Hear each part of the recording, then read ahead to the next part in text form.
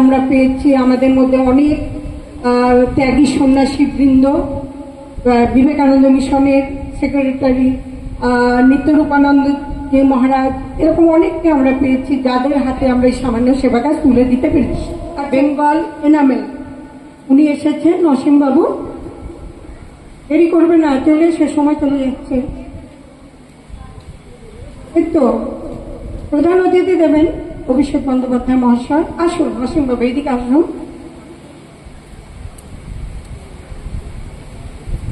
আমাদের এই আনন্দধারা পাঠচক্র এই 12 বছরের প্রতি বছর আর্জি করেছে, আমরা সঙ্গে সঙ্গে ওকে কিছু ব্যবস্থা করেছি এবং মৃত্যু একদম মুক্তহস্ত অবেদানন্দ গ্রাম এদের হাতে তুলে দেবেন কিছু আমাদের অনুদান 8,000 টাকা। আমাদের পরম সৌভাগ্য, স্বামীজি বলেছেন তুমি দিয়েছ, তোমার কোনো কৃতিত্ব নেই, যিনি গ্রহণ করছেন তাতেই তোমার কৃতিত্ব, যে তিনি দয়া করে গ্রহণ করছেন, এটাই আমরা ধন্য যে ওনার। এবং আমাদের পক্ষ থেকে সামান্য শ্রদ্ধার্ঘ ওর হাতে তুলে দিচ্ছে দীপা চক্রবর্তী।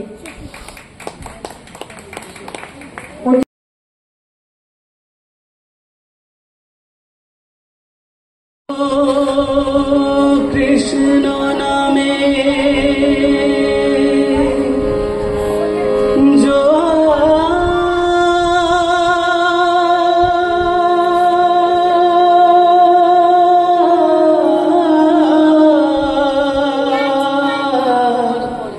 এলো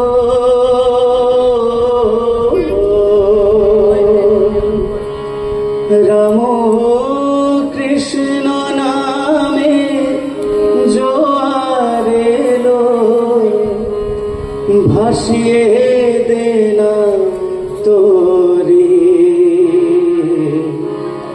ভাব ভক্তি উথলে ওঠে আহা মোরি মোরি, ভাব ভক্তি উথলে ওঠে আহা মোরি মোরি, রাম কৃষ্ণ নামে জোয়ার এলো, কৃষ্ণ নামে জোয়ার এলো, ভাসিয়ে দেনা তোরি ভাব ভক্তি উথলে ওঠে আহা মোরি মোরি, ভাব ভক্তি উথলে ওঠে আহা মোরি মোরি।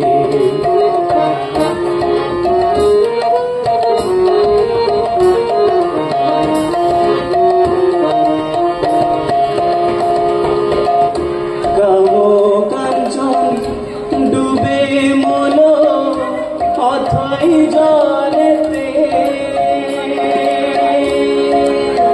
ও ঠাকুর গো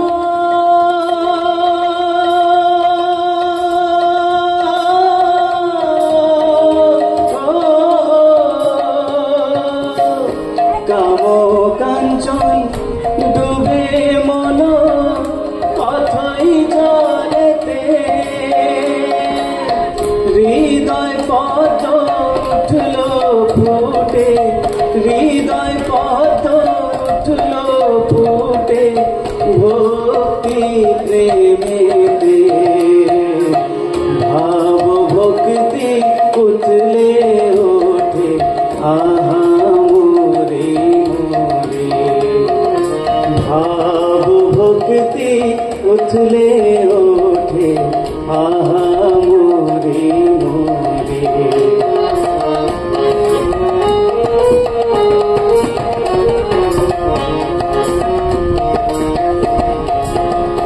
তুমি ভয় পেও না মাঝ দরিয়ায় যদি ঝড় ওঠে,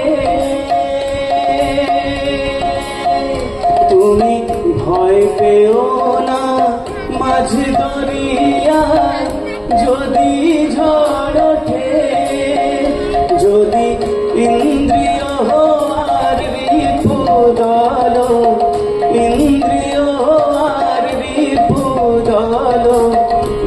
তোমায় পানে ছোটে ভাব ভক্তি উঠলে ওঠে আহা মোরে মোরে ভাব ভক্তি উঠলে ওঠে আহা মোরে মোরে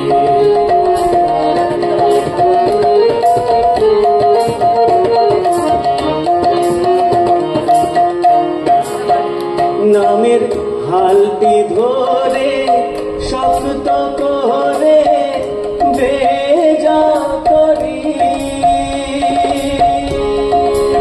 ও ঠাকুর গো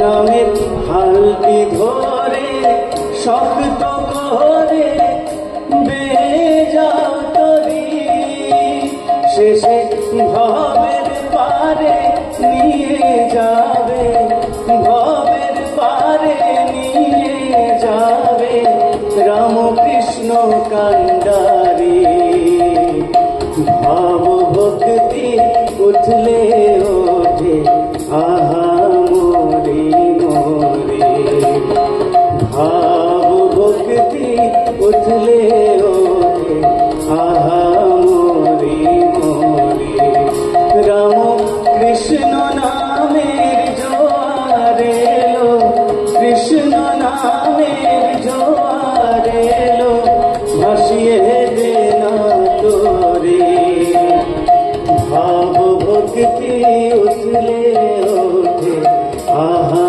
মোরে মোরে ভাব ভক্তি উঠলে ওঠে আহা মোরে মোরে ভাব ভক্তি উঠলে ওঠে আহা মোরে মোরে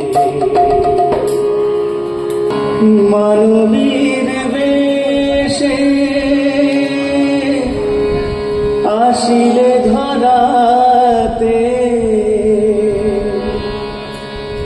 মানবীর বেশে আসিলে ধরাতে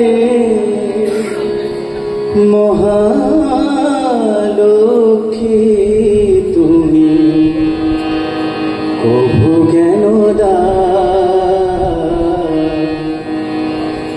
শতরূপে তুমি শারদা শতরূপে তুমি শারদা মানবীর বেশে আসিলে ধরাতে মানবীর বেশে আসিলে ধরাতে মহালক্ষ্মী তুমি কভু জ্ঞান শতরূপে তুমি শারদা মা শতরূপে তুমি শারদা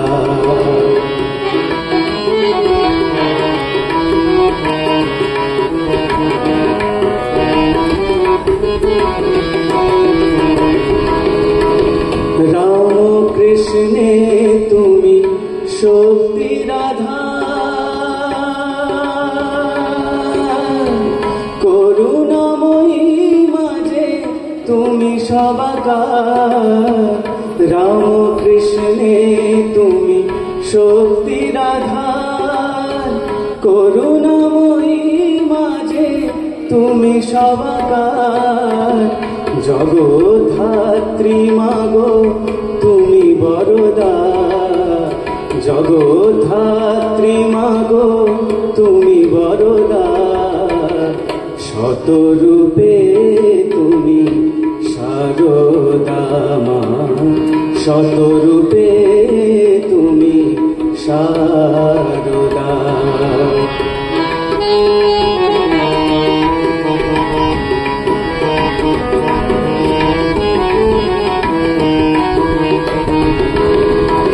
সেজেছিলে রাধা তুমি বৃন্দাবনে।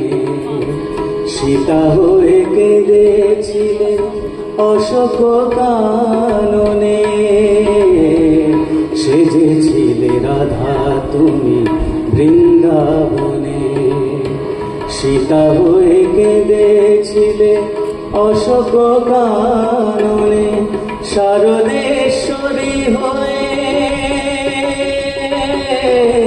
শারদেশ্বরী হয়ে আসিয়া এবার, শারদেশ্বরী হয়ে আসিয়া এবার।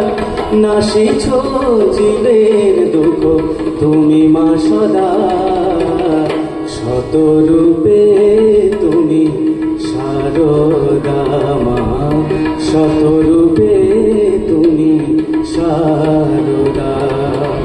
মানবীর বেশে আসিলে ধরাতে, মানবীর বেশে আসিলে ধরাতে, মহালক্ষ্মী তুমি প্রভু জ্ঞানদা, শতরূপে তুমি শারদা মা, শতরূপে তুমি শারদা, শতরূপে তুমি শারদা মা, শতরূপে তুমি শারদা।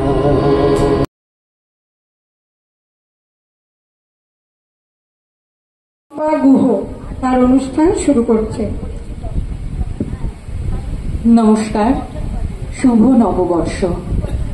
আজকে আমি নিজেকে সত্যি ভীষণ সৌভাগ্যবতী মনে করছি যে বছরের প্রথম দিনে ঠাকুর মা স্বামীজির চরণে আশ্রিত হয়ে আনন্দধারার এই অনুষ্ঠানে আসতে পেরে আমার ভীষণ ভীষণ ভালো লাগা, অশেষ কৃতজ্ঞতা। এখানে অনেক গুণীজন আছেন, বয়স্ক মানুষ আছেন, অনেক মানে কি বলবো, আমার দীপালিদি বললেন গুণী না, আমি যা শুনলাম এতক্ষণ এখানে বসে আমি পুরো মোহিত। তো তাদের সকলের প্রতি আমার সত্যি অন্তরে শ্রদ্ধা এবং প্রণাম জানিয়ে আমি আমার আজকের নিবেদনে যাচ্ছি। দাদা বলেছিলেন, একটু আগে দাদা বলে গেলেন রবীন্দ্রনাথের কথা, তার গভীর চেতনার কথা। তো তার দু চারটি গীতাঞ্জলি কাব্যগ্রন্থে তার দু চারটি পংক্তি দিয়ে, যেটা আমার কাছে বেদমন্ত্রের মতো মনে হয়, সেটি এই নববর্ষের সন্ধ্যায় উচ্চারণ করে আমি আমার অনুষ্ঠান শুরু করছি। অন্তর মম বিকশিত করো অন্তরতর হে,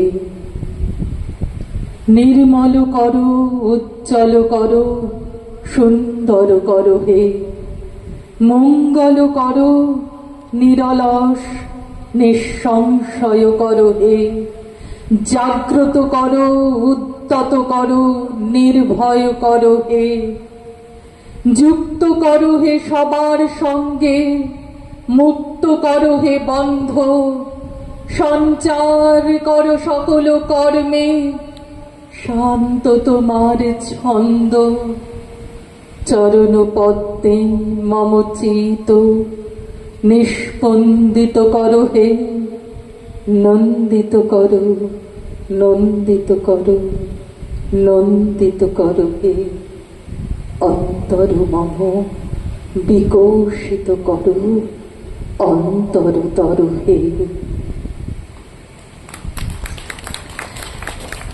আমি পরে যে অংশটি আমার নিবেদনের রাখবো সেটি একটি পাঠ। সেই পাঠ মাকে নিয়ে। মায়ের তো বিভিন্ন রূপ ছিল, বিভিন্ন কর্মকাণ্ড ছিল, তো তারই একটি অংশ যে মা তখনকার যে সমাজ ছিল, তখন সেই সামাজিক প্রেক্ষাপটেও মা কিন্তু সমাজের কোনো প্রথাকে ভয় পাননি, না পেয়ে প্রথা ভেঙেছিলেন। আমাদের এই মেয়েদের, নারী সমাজকে তিনি কিন্তু তখনই এগিয়ে দিয়েছেন অনেকখানি। তো কিভাবে সেটি একটু আমি পাঠ করব। লেখাটি হচ্ছে আমি সকলের মা। লেখক আমার বন্ধু সাহিত্যিক যে এখন রামকৃষ্ণ লোকে, শ্রী ধনঞ্জয় ঘোষাল। স্বামী মারা যাবার পর কিভাবে সে সধবার মতো থাকে, কি কারণে জাতপাতের ছোঁয়াছুঁয়ি অগ্রাহ্য করে কাছে টেনে নেয় শরতের মতো আমজাদকেও, কি করে থিয়েটারে গিয়ে ওই বারবনিতারা যারা অভিনয় করে তাদের সঙ্গে কথা বলে পরমহংসের স্ত্রী, মেয়েদের পূজা অর্চনা শাস্ত্রপাঠের বিধান দেয় কোন সাহসে ওই মহিলা। প্রশ্ন এও উঠল যে ব্রাহ্মণ বিধবা জয়রামবাটির মতো অজ গ্রামে নিজের হাতে মাংস রান্না করে সন্তানদের খাওয়ায় কোন অধিকারে, কোন অধিকারে শারীরিক অসুচির সময় মেয়েরা পুজোয় অংশ নিতে পারবে বলে ওই বিধবা বিধান দিয়েছে? এই ধরনের প্রশ্ন উঠবে তা আমি জানতুম, কিন্তু ওই যে ঠাকুরের নির্দেশ, তিনি তো পরমহংস। বদ্ধ সময়ে মনের মুক্তি যদি না আসে তাহলে ভক্তি হবে কি করে?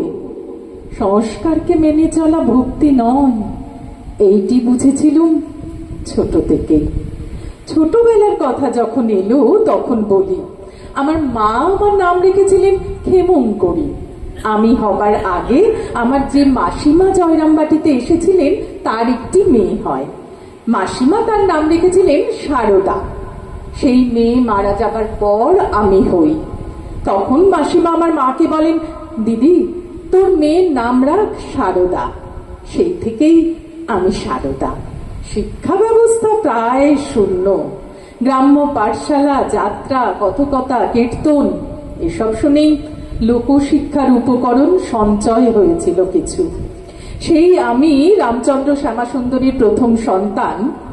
ওই বছর 6 মাথায় বিবাহ হয়ে গেল কামারপুকুরের সেই যুবকের সঙ্গে। বিয়ের দিন মাস কিছুই এখন আর মনে নেই, তবে ওই 1278 সালের কাছাকাছি জয়রামবাটি থেকে দোল পূর্ণিমা উপলক্ষে একদল পুরুষ মহিলা যখন গঙ্গা স্নানে যাচ্ছিলেন তাদের সঙ্গ নিলুম আমি, অষ্টাদশী সারদা।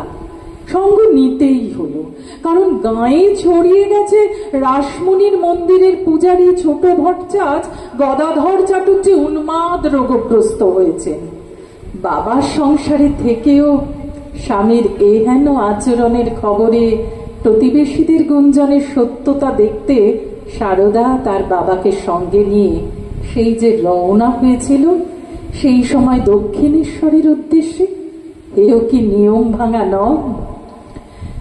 সেখানে গিয়ে আমি দেখলুম তিনি উন্মাদ কোথায়, তিনি তো ভাবাবিষ্ট। তাঁর ভাব বোঝার মানুষ কম, মৃগী রোগী বলে অনেকে তাকে উপেক্ষা করে। এই কি সেই সিদ্ধ পুরুষ শ্রী রামকৃষ্ণ? আমি কি তাকে সাধনার পথে এগিয়ে দিয়ে সহায়তা করব? প্রশ্নটা এসেছিল মনে। সংসারে টেনে না নিয়ে তাকে আমি সাধনার দিকে এগিয়ে দিয়েছি।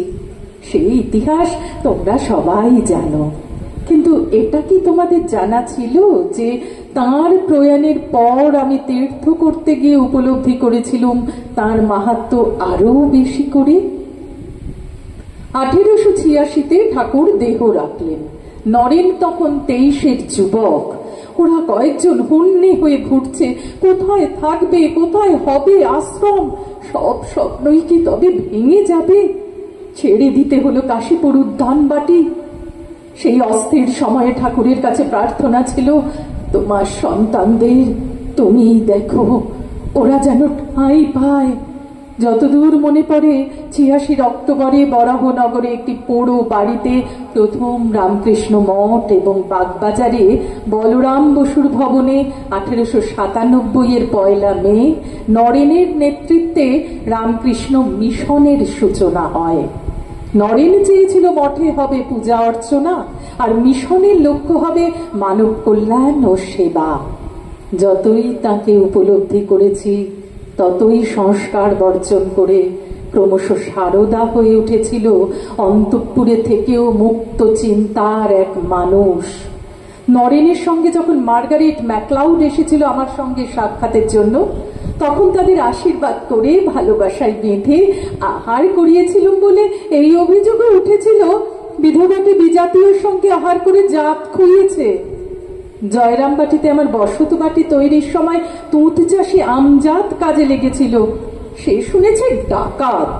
পরম স্নেহে তাকে খাইয়েছিলুম বলে আমি নাকি অশুদ্ধ হয়েছিলুম। এক সময় গভর্নর ছিলেন কারমাইকেল, তার স্ত্রী লেডি ডাফরিন হাসপাতালের জন্য 3টি সম্ভ্রান্ত ঘরের মেয়ে চেয়েছিলেন যারা নার্সিং শিখবে। ক্রিস্টেন 3টি মেয়ে ঠিক করে, যাদের একজন ছিল সরলা। সরলাকে নিয়ে আমার কাছে এসে যখন নার্সিং এ যাবার অনুমতি চাইল ওরা, তখন আমি অনুমতি দিতেই আটকে উঠল গোলাপ মা। ব্রাহ্মণের মেয়ে হাসপাতালে সেবিকা হয়ে জাত খোয়াবে, এ কি অনাছিষ্টি রে বাবা। ঠাকুরের প্রয়াণের পর তীর্থ করে যে অভিজ্ঞতা আমার সঞ্চয় হয়েছিল, তাতে যে ভারতকে আমি দেখেছি তার অনেকখানি কাজে লেগেছিল শঙ্খ জননী রূপে তারা যখন আমায় দেখতে চাইল। পরাধীন ভারতে কারামুক্তির পর বিপ্লবীরাও কেন চলে আসতো আমার কাছে? কেন বিপ্লবীরা বলতো, মা তুমি আমাদের বর্ম? কেন গিরিশ বাবুর মতো নট নির্দেশক জগদম্বা সদৃশ মনে করে এই সারদাকে নিয়ে তর্ক জুড়ে দিত বন্ধু মহলে? পুলিশের তীক্ষ্ণ নজর আমার কাছে কারা কারা আসে যায় তার উপর। ছদ্মবেশ ও ছদ্ম নাম নিয়ে কি লুকিয়ে থাকে মায়ের কাছে সন্তানেরা? যুক্তিবাদী নির্দেশক গিরিশ বাবুর অনুরোধে আমায় অবশ্যই বেশ কয়েকবার থিয়েটার দেখতে যেতে হয়েছে মীনার ভাই। বিল্লমঙ্গল আর পাণ্ডব গৌরব দেখে তার অভিনয় সুখ্যাতি না করে আমি পারিনি। তোমাদের ঠাকুর বলেছিলেন নাটকে লোকশিক্ষে হয়। তা একবার মীনার ভাই অপরেশ চন্দ্র মুখুজ্জের থিয়েটার দেখতে গেছি। তৃতীয় অঙ্কের শেষে রামানুজের ভূমিকায় তারা সুন্দরী সাজসজ্জা নিয়েই আমায় প্রণাম করতে এলো। আমি বললুম, আয় মা বস। তারা সুন্দরী পাশে বসলো, খুব ভালো লেগেছিল। অভিনয় শেষে নীরদা সুন্দরীকেও ডেকে পাঠালাম। নীরদা ছুটে এলো, আমি জড়িয়ে ধরলুম। পুরনো কিছু মানুষ সেই দেখে বলে উঠল, এসে পরমহংসের কাছে বিনোদিনী সমর্পণের ইতিহাস যেন ফিরে এলো কয়েক দশক পর। 3 কড়ি ও তারা সুন্দরী আসতো আমার কাছে, ওরা গান গাইতো। সমাজ ওদের ঠিকভাবে নেয় না, কিন্তু আমি না নিলে কে নেবে? আমি সতেরও মা, অসতেরও মা, শরতেরও মা, আমজাদেরও মা। এই ভাবনা থেকেই আমি পদ্মবিনোদকে দোষ দিতে পারি না। ও ঠাকুরের স্নেহ পেয়েছিল, থিয়েটারে যোগ দিয়ে মদ্যপানে আসক্ত হয়। আকণ্ঠ খেয়ে মধ্যরাতে এসে জননী সারদার সাক্ষাৎ নেবে বলে হইচই জুড়ে দিত নিশুতি কলকাতায়। তাকে থামায় কে? নরেনকেই বা থামাতে পারে কে? সে বিশ্ব জয় করে ফিরবে আমি জানতুম। যাব না এই সংশয় থেকে যখন আমার কাছে বিদেশ যাবার অনুমতি চাইলে, তখন আমি বললুম, জয় হোক। নরেন বেরিয়ে পড়ল। ওই যে নিবেদিতা 16 বোস পাড়া লেনে 13ই নভেম্বর 1898 সালে কালী পুজোর দিনে স্কুল খুলল, তার শুরু আমারই হাতে। আমি বুঝেছিল মেয়েদের শিক্ষা না দিলে সমাজ কানা হয়ে থাকবে। ওদের কাজের প্রতি আগ্রহ খুব। মনে পড়ছে তখন মঠের প্রাথমিক কাজকর্ম প্রায় শেষ। মঠভূমিতে উপস্থিত হলুম ঠাকুরের প্রতিকৃতি নিয়ে, স্বহস্তে পুজো করলুম। সঙ্গী ছিল নরেন, ব্রহ্মানন্দ, শারদানন্দ আর নিবেদিতা। নরেন বললে, মা তুমি আপনার জায়গায় আপন মনে হাঁফ ছেড়ে বেড়াও। বেলুড়ের অমন ফাঁকা জায়গায় দাঁড়িয়ে মনে পড়েছিল দক্ষিণেশ্বরের দিনগুলোর কথা। আটপুরেও যেন ঠিক হাঁপ ছেড়ে বেড়ানোর জায়গা ছিল। মাস্টারমশাই কথামৃত্যুর পাণ্ডুলিপি শুনিয়ে যান। মনে পড়ে কত কথা, থেকে থেকেই মনে পড়ে ঠাকুরের সহজ কথায় গভীর বিষয় বুঝিয়ে দেবার ঘটনা। তখন কত মেয়ে এগিয়ে আসছে, আমি আর কি বা করতে পারলুম? করলো তো সব ওরাই, ঠাকুরের ভক্তবৃন্দ। আমি গুরুপত্নী বা শঙ্খজননী থেকে ওদের ভরসা জুগিয়েছি। অন্তঃপুরে থেকে যত পথ তত মতের ভিতর সারদা কি বুঝতে পেরেছিল মেয়েদের অবরোধ প্রথার বাইরে আনাই শুধু কাজ নয়, সমাজটাকেই বদ্ধতার বাতাবরণ থেকে মুক্ত করতে স্বাধীন চিন্তার দরকার। ঠাকুরের কথায় বিজ্ঞান বা যুক্তিকে ভরসা করে এগিয়ে যাওয়া।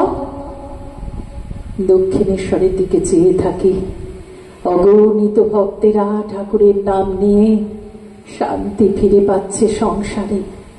ওই নহবতের একতলায় সারদার খানিকটা থাকা সময় আমিও কেমন তোমাদের উপাসনার কেন্দ্রে মা হয়ে আছি। জানবে, পাতানো মা নয়, নিজের মা। নিজের মা ভেবেই ডেকো, গিরিশ, নরেন, ওদের মতো ঠিক আমার হয়ে কেউ না কেউ সাড়া দিয়ে তোমায় গন্তব্যে পৌঁছে দেবে। মা, মাগো। আমরা শম্পার ওকে শুনলাম।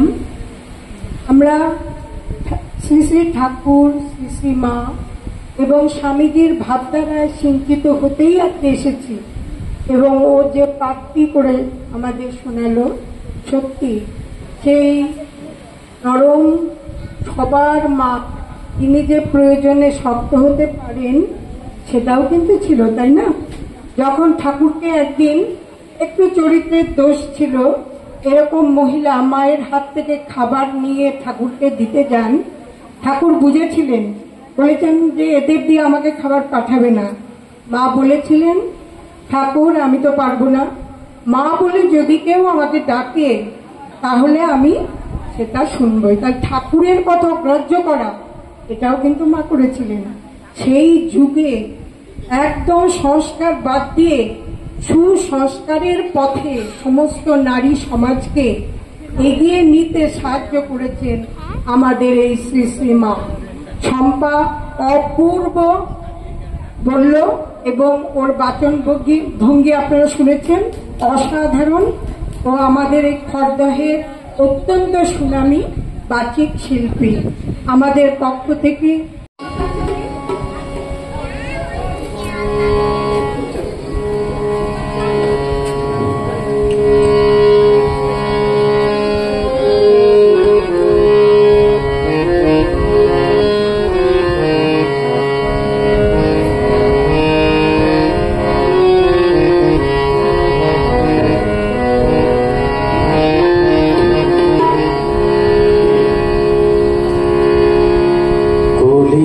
ঠাকুর রামকৃষ্ণ যার নাম, যার কথা অমৃত ভবে অমৃত সমান, যার কথা অমৃত ভবে অমৃত সমান।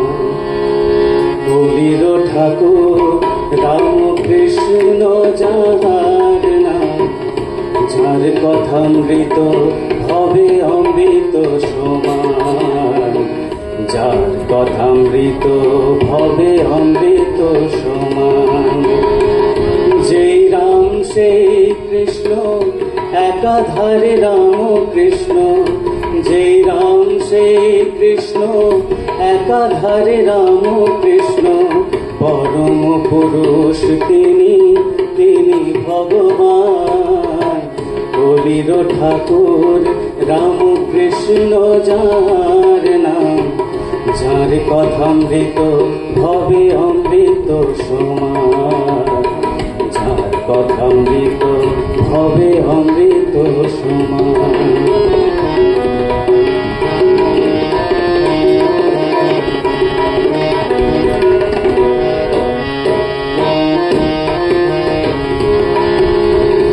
বলেন ঠাকুর শ্রীরাম কৃষ্ণ, যিনি যিশু তিনি কৃষ্ণ।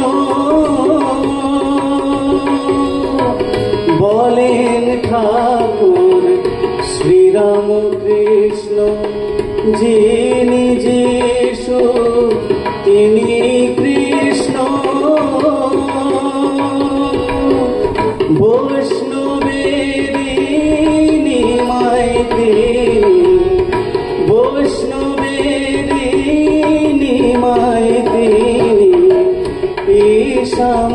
সংসার সব সমান।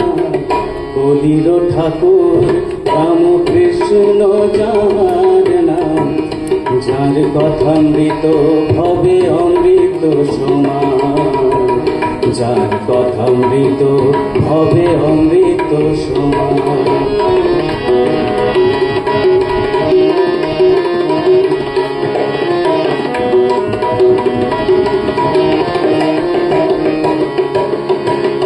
তারে চিনেছে রাসমণি, চিনেছে মা শারদা, চিনেছে আর চিনেছে ভক্ত নরেনি, চিনেছে আর চিনেছে ভক্ত নরেনি, চিনেছে